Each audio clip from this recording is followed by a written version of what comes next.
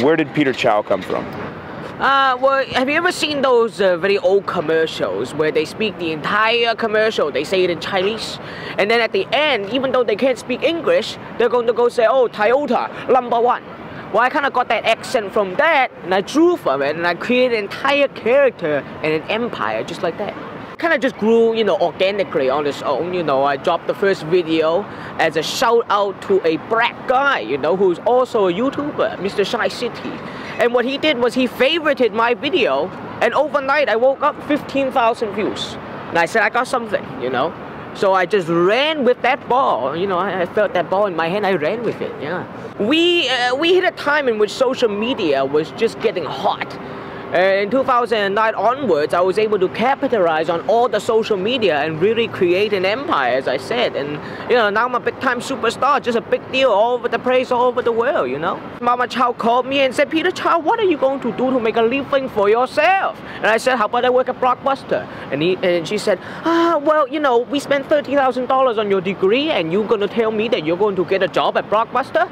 And we all know how that happened. Blockbuster out of business, Peter Chao is still flourishing. So there you go.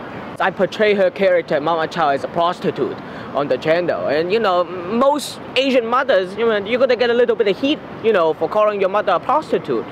So it's funny because when she was still employed, now retired, her co-worker actually thought that she was a prostitute and asked her in person. I mean, how dumb are these people? Am I right? I mean, are you surprised that Peter Chao has become as famous as he is? You know, I am surprised. You know, the first time it happened to me, I was still riding the sky chain and everything, and a gentleman came up to me and said, are you Peter Chao? And I was so happy. I was so happy. One of the big ones that really, you know, grew my channel was the one where I go to Whistler, BC, and I ask for a blowjob from random people.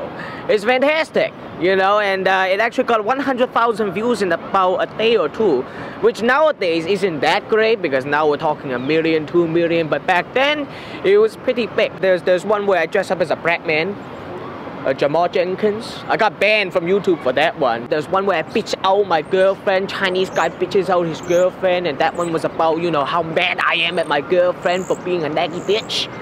You had more than 5 million views for one of those Justin Bieber videos. Oh yes, Justin Bieber. I mean, I used to hate, I really legitimately hate that guy. So I actually used my hatred and propelled my videos because everybody hates Justin Bieber. What's next for Peter Chao? You know, going to stand-up comedy. I've already done a few sets here and there, and then now I'm into acting, just, you know. I mean, I'm just getting into the acting business. Do you have advice for up-and-coming YouTubers? Oh, absolutely. I mean, the thing is, it's all about consistency, and it's all about, you know, nowadays on YouTube, it's very hard to be original. But it's very easy to capitalize on what you decide for your identity as a channel. And once you find that identity, it's very easy to just propel with that momentum. So that's my advice for up-and-coming YouTubers. Just keep at it. Consistency is key.